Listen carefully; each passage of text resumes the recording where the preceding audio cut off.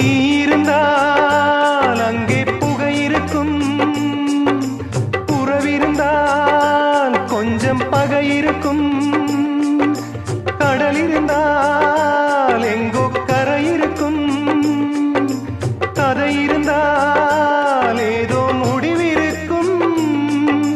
வாழ்வும் வாராமல் சாவும் நேராமல் ரெண்டும் இல்லாமல் மண்ணில் வாழ்கின்றாய். பெண்மை கண்டாலே தாய்மை காண்கின்றாய்.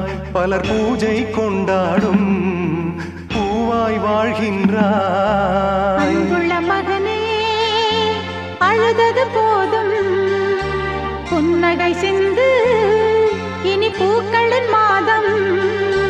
கடவுளும் நீயும் ஒரு தாய் பிள்ளை, இருவரும் தனிமரம் தானே.